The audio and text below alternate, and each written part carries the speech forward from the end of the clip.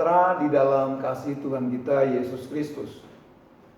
Hari ini kembali saya mau sampaikan pemberitaan firman Allah yang akan saya angkat satu tema, yaitu Shekinah Kristus. Bacaan di suratan Ibrani pertama ayat yang ketiga. Demikian bunyinya. Ia adalah cahaya kemuliaan Allah dan gambar wujud Allah, dan menopang segala yang ada dengan firman-Nya yang penuh kekuasaan. Dan setelah ia selesai mengadakan penyucian dosa, ia duduk di sebelah kanan yang maha besar di tempat yang tinggi. Surat Ibrani tidak merendahkan persembahan korban pengampunan dosa dalam perjanjian lama. Namun pengorbanan Yesus Kristus lebih unggul daripada korban binatang atau anak domba.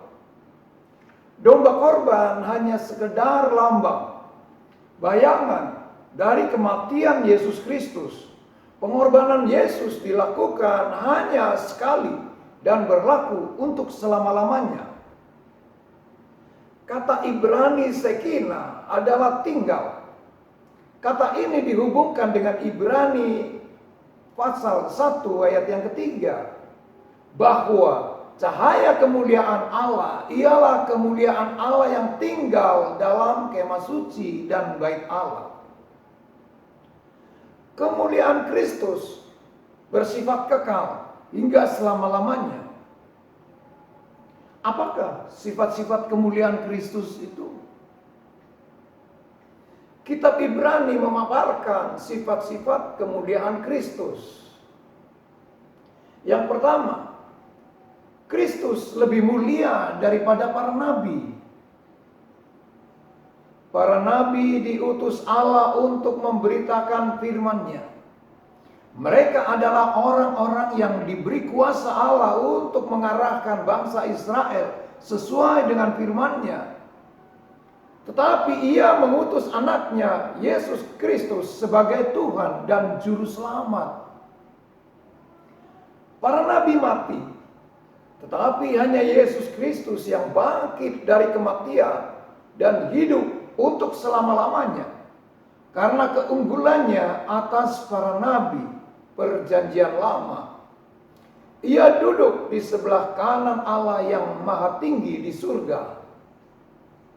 Kedua, Kristus lebih mulia daripada malaikat-malaikat. Di dalam Ibrani 1 ayat yang keempat dikatakan demikian. Jauh lebih tinggi daripada malaikat-malaikat, sama seperti nama yang dikaruniakan kepadanya jauh lebih indah daripada nama mereka. Ia datang ke dunia dan hidup di antara manusia. Ia mati untuk menggantikan manusia yang berdosa. Ia dibangkitkan Bapa pada hari ketiga dan menjadi Tuhan penyelamat orang-orang berdosa. Hanya untuk sesaat ia lebih rendah daripada para malaikat. Setelah menyelesaikan pekerjaannya, ia dimuliakan di hadapan Bapa dan lebih tinggi daripada para malaikat. Yang ketiga, Kristus lebih mulia daripada Musa dan Yosua di dalam Ibrani 3 ayat yang pertama. Sebab itu, hai saudara-saudara yang kudus, yang mendapat bagian dalam panggilan surgawi, pandanglah kepada Rasul dan Imam besar yang kita akui, yaitu Yesus. Musa dan Yosua adalah tokoh-tokoh penting di dalam sejarah bangsa Israel. Yosua memimpin bangsa Israel ke tempat perhentian sementara. Namun, Yesus memimpin umat manusia ke tempat perhentian yang kekal. Tampak bahwa Yesus memiliki kedudukan yang lebih tinggi daripada Musa dan Yosua. Saudara-saudara, saya akan satu gambaran. Hubungan Yesus dengan Bapa sama seperti hubungan matahari dan cahayanya. Kristus adalah cahaya kemuliaan Allah, sebagaimana halnya kita tidak mungkin memisahkan cahaya matahari dari matahari. Demikian juga tidak mungkin bagi kita untuk kemuliaan Yesus Kristus dari sifat Allah. Yang keempat, Kristus lebih mulia daripada Harun. Ibrani 4 ayat yang ke-14. Karena kita sekarang mempunyai imam besar agung yang telah melintasi semua langit, yaitu Yesus, anak Allah. Baiklah kita teguh berpegang pada pengakuan iman kita. Yesus adalah imam besar agung. Yesus sungguh-sungguh adalah Allah dan manusia. Ia melintasi segala langit dan berada di surga di hadapan Bapa yang kekal. Ia pernah dicobai, namun ia tidak pernah berbuat dosa. Ia kudus dan suci, sehingga layak menjadi penebus dan penyelamat kita. Ia memenuhi persyaratan kualifikasi sebagai imam agung, sebab keimamannya melebihi Harun, memenuhi peraturan Melkisedek. Jadi persembahan Yesus Kristus suci dan kudus, sehingga darahnya berkuasa mengampuni dosa kita dan memperbaharui kita menjadi serupa dengan Dia.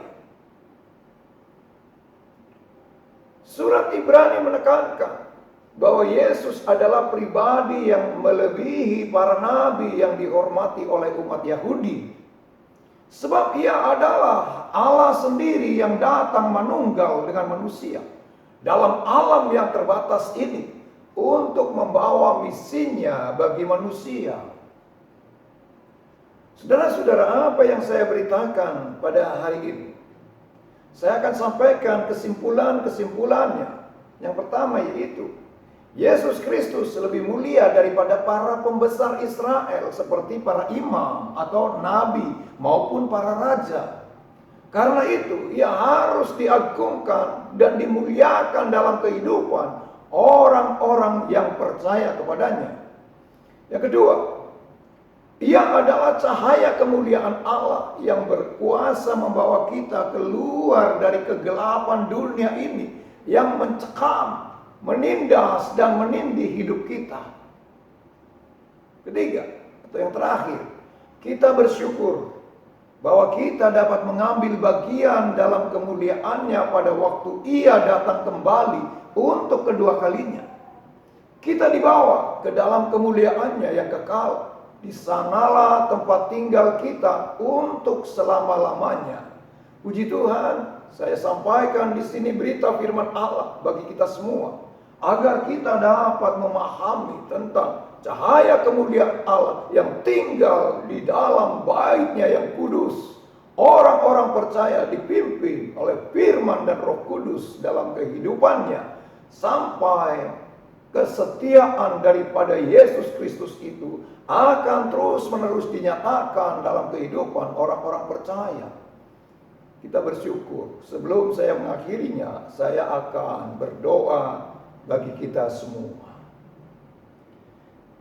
Bapa di dalam sorga, di dalam nama Tuhan Yesus Kristus, pada hari ini kembali saya naikkan ucapan syukur dan terima kasih berkat kemurahan dan anugerah daripada Tuhan bagi kami, sehingga kami dapat memberitakan kebenaran firman Allah.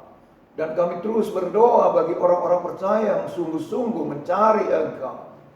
Tuhan, Engkau saja yang menjadikan di dalam kehidupan kami ada satu cahaya kemuliaan Allah bagi kehidupan orang-orang yang sungguh-sungguh ada di dalam Engkau. Terima kasih Bapa di dalam surga. Terima kasih. Dan kami berdoa bagi seluruh kehidupan saudara-saudara kami yang percaya di dalam Tuhan Yesus Kristus dimanapun mereka berada. Tuhan menolong, memimpin, menyertai, dan memberikan perlindungan atasnya. Engkau memberkati pekerjaan mereka semua, apapun yang diusahakannya Tuhan berkati, supaya nama Tuhan dipermuliakan melalui kehidupannya masing-masing. Yang sakit Tuhan memberikan jamahan dan memulihkan keadaannya di dalam nama Tuhan Yesus Kristus sembuh. Dan yang mengalami banyak masalah-masalah pribadi dalam kehidupan yang belum terselesaikan. Tuhan Engkau pun memberi jalan keluar, memberikan kekuatan untuk dapat menanggungnya. Terima kasih Bapa di dalam surga, biarlah kami semua yang percaya di dalam nama-Mu mendapatkan yaitu sukacita, damai sejahtera, penyertaan daripada Allah di dalam seluruh kehidupannya. Terima kasih, kami mengalaskan doa kami hanya di dalam berkat nama Tuhan Yesus Kristus dengan penuh ucapan syukur. Haleluya. Amin.